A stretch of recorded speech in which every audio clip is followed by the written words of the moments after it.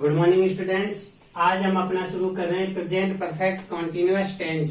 अभी तक हमने देखा present simple tense, present continuous tense, present perfect tense और अब हमारा है प्रेजेंट परफेक्ट कंटिन्यूअस टेंस। अर्थात इसमें वह कार्य आता है जो कार्य प्रेजेंट पास्ट में स्टार्ट हुआ और अभी भी प्रेजेंट में लगातार जारी है। अर्थात पास्ट में कार्य शुरू होकर प्रेजेंट में भी लगातार जारी रहता है। इस तरह के वाक्य हम प्रेजेंट परफेक्ट कंटिन्यूअस टेंस में बनाते हैं। अर्थात action start in the past still going on present. Action start in the past still going on present. अर्थात कार्य पास्ट में शुरू होकर प्रेजेंट में भी अभी शुरू है, खत्म नहीं हुआ। वे सभी कार्य प्रेजेंट परफेक्ट कंटिन्यूअस टेंस में आते हैं। Action start in the past still going on present, it called present perfect continuous tense. इसमें हम सीन्स और फॉर का प्रयोग करते हैं। समय के लिए सीन्स और फॉर का प्रयोग प्रेजेंट परफेक्ट कंटिन्यूअस टेंस में किया जाता है। जैसे मैंने लिखा राम खेल रहा है। हमने एक वाक्य लिखा राम खेल रहा है, तो यह हमारा कौन सा हो गया?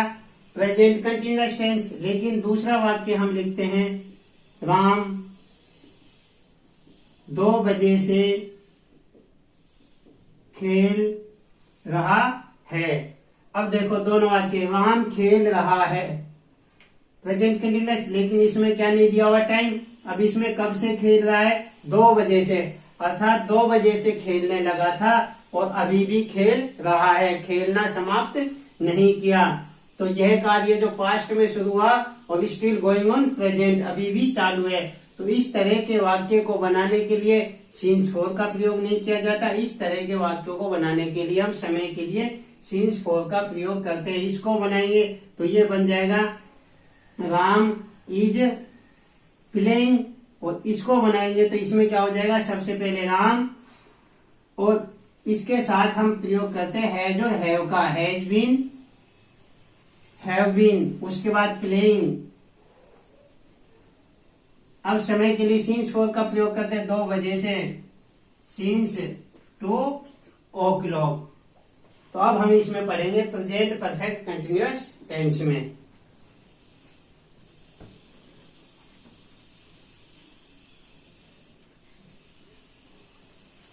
Action start in the past still going on present. वे सभी कार्य जो पास्ट में स्टार्ट हुए और अभी भी लगातार कार्य जारी है, वे सभी वाक्य प्रेजेंट परफेक्ट कंटिन्यूअस टेंस में आते हैं। अब इसमें हैज बीन, हैव बीन के साथ हम सीन्स और फॉर का प्रयोग करते हैं। एक तो आता है समय के लिए सीन्स और एक आता है हमारा फॉर। समय को व्यक्त करने के लिए सीन्स और फॉर का प्रयोग किया जाता है। सीन्स का प्रयोग करते हैं हम पॉइंट ऑफ टाइम।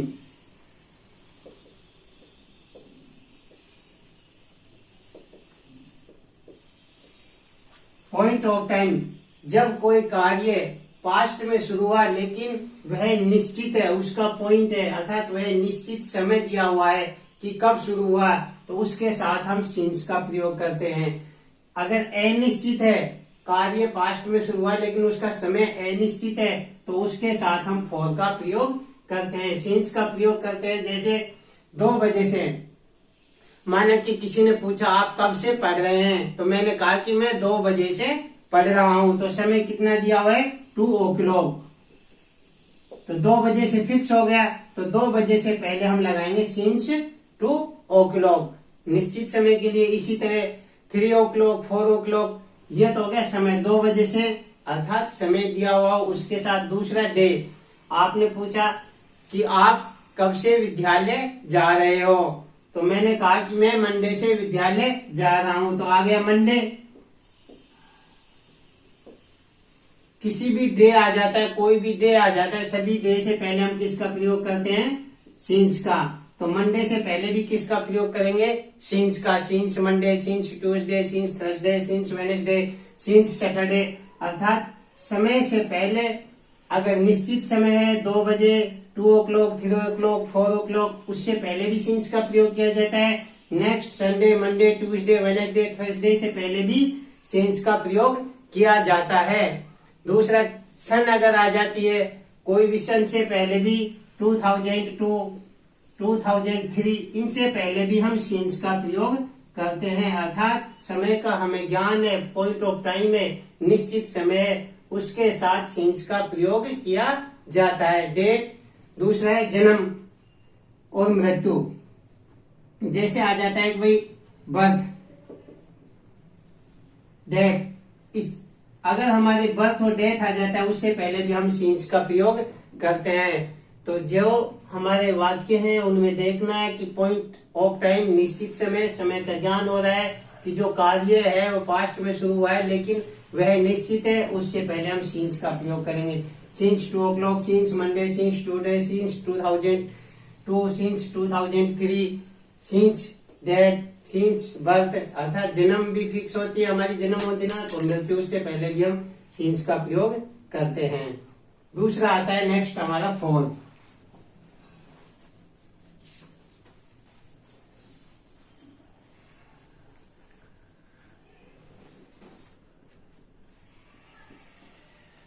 फॉर का प्रयोग करते हैं पीरियड ऑफ टाइम।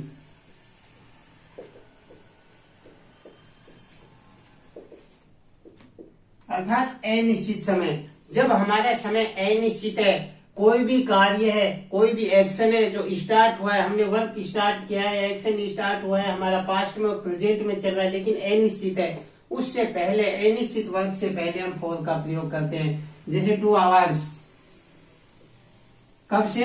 2 घंटे से, तो 2 hours से पहले क्या लगाएंगे? फॉर। 2 days,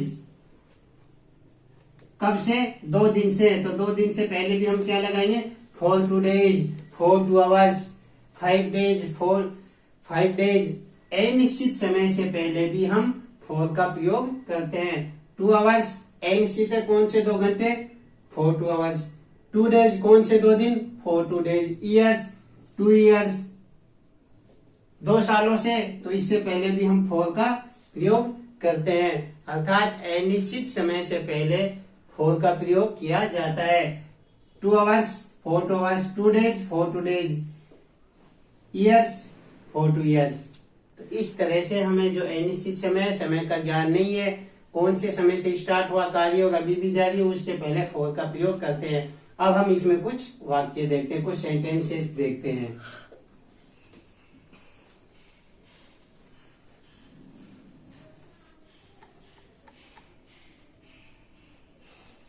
तो action start in the past, still going on present. वे सभी कार्य जो पास्ट में तो स्टार्ट हुए लेकिन स्टिल गोइंग ऑन प्रेजेंट, और अभी भी प्रेजेंट में भी जारी है, वे सभी कार्य को हम प्रेजेंट परफेक्ट कंटिन्यूअस टेंस में बनाते हैं। It called present perfect continuous tense.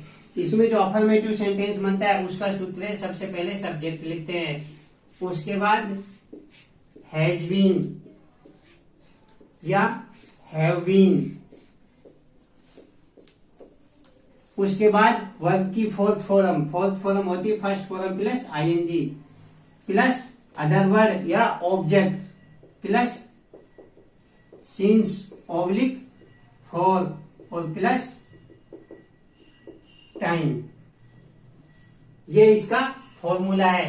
Affirmative sentence पहला होता है अफर्मेटिव सेंटेंस। अफर्मेटिव सेंटेंस में सबसे पहले सब्जेक्ट लिखा जाता है, उसके बाद हैज बीन और हैव बीन लिखा जाता है। हैज बीन लिखेंगे, सब्जेक्ट हमारा कौन सा होना चाहिए?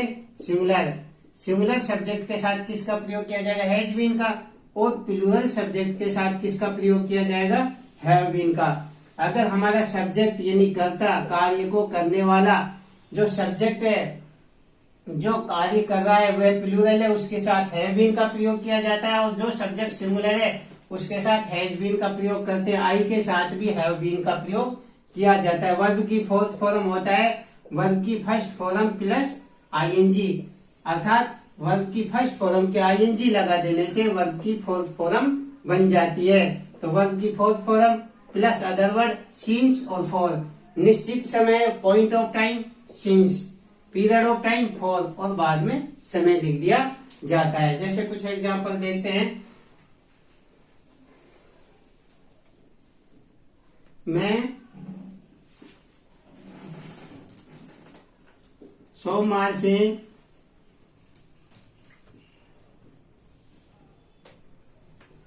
पढ़ रहा हूं। ये हिंदी में लिख दिया, बाकी हिंदी कोई आवश्यक नहीं है। मैं सोमवार से पढ़ रहा हूं।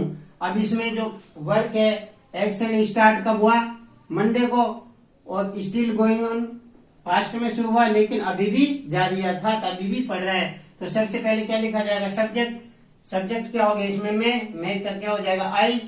अब उसके साथ हैज बीन और हैव बीन, इन दोनों में से एक लगाएंगे, तो आई के साथ क्या लगता है? Have been. हैव बीन के बाद क्या लगाएंगे? वर्ब की फोर्थ फॉर्म। फोर्थ फॉर्म किसे कहते हैं? फर्स्ट फॉर्म के क्या जोड़ दिया जाता है? आई। तो फर्स्ट फॉर्म क्या होती है?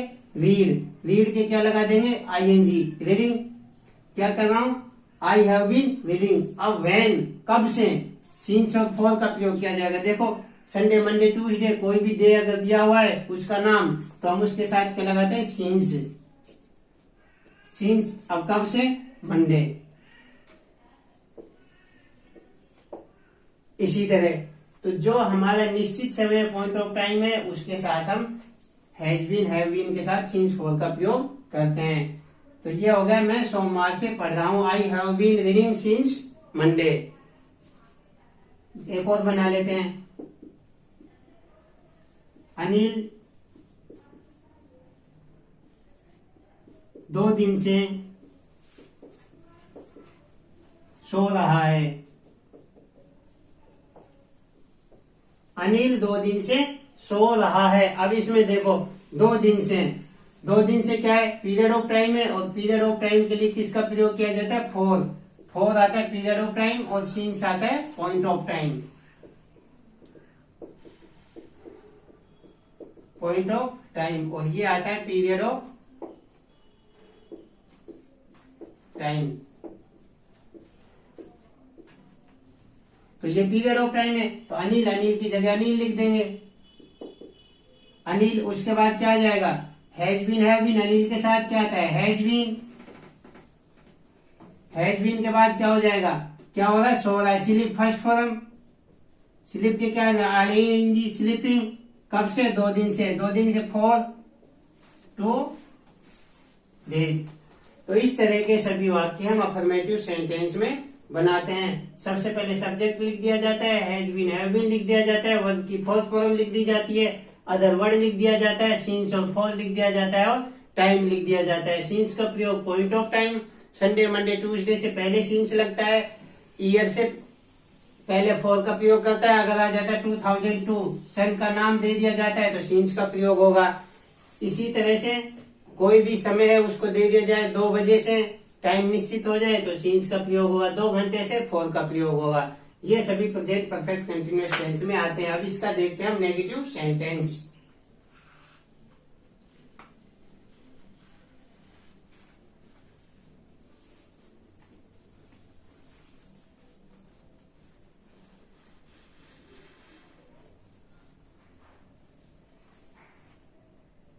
नेगेटिव सेंटेंस में क्या होता है? वही होता है, सबसे पहले सब्जेक्ट लिख दिया जाता है। नेगेटिव सेंटेंस, नेगेटिव सेंटेंस में सबसे पहले सब्जेक्ट लिख दिया जाता है, उसके बाद हैज बीन, हैव बीन,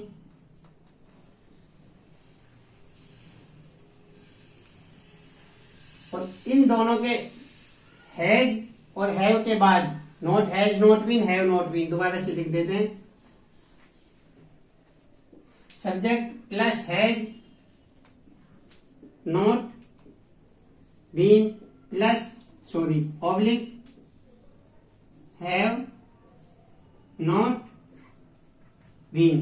अब अगर हमारा सब्जेक्ट सिंगुलर है तो उसके साथ लग जाएगा हैज नॉट बीन, और सब्जेक्ट अगर प्लूरल है तो उसके साथ लग जाएगा हैव नॉट बीन।